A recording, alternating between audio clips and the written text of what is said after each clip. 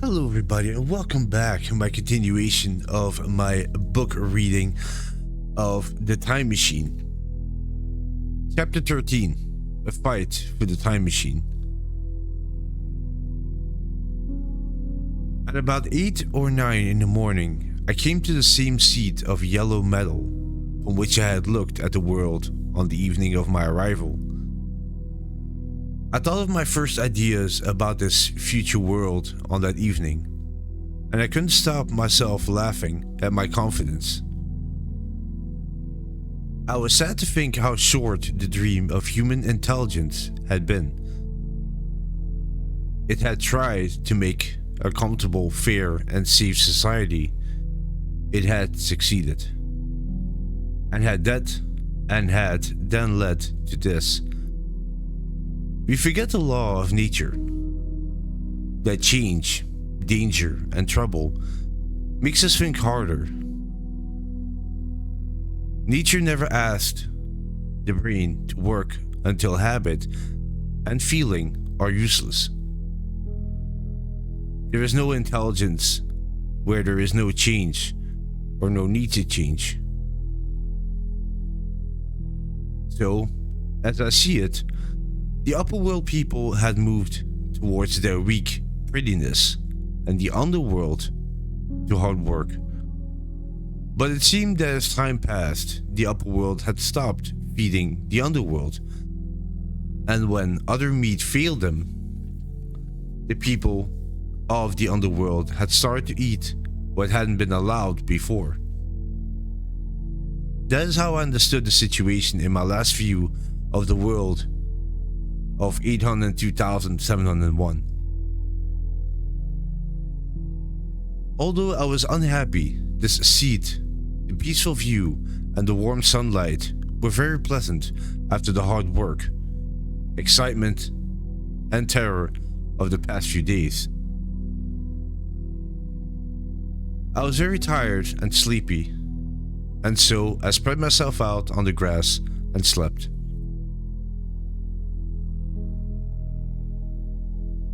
I woke up a little before sunset, and, stretching myself, I walked down the hill towards the White Sphinx. And now a most unexpected thing happened. As I came to the pedestal, I found that the metal doors were open. I stepped in front of them, not sure about entering. Inside was a small room, and on a higher place in the corner of this was the time machine.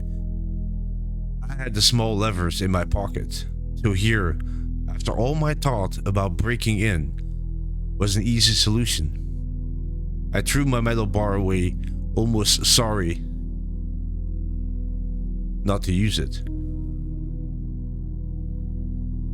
A sudden thought came into my head as I bent towards the door. This time at least, I understood the thinking of the Morlocks. Trying not to laugh, I stepped through the door and up to the time machine. I was surprised to find it had been carefully oiled and cleaned. I have thought since then that the Morlocks had even partially taken it to pieces while trying in their slow way to understand it. Now, as I stood and examined it, finding pleasure in just touching it, it happened. I had expected it.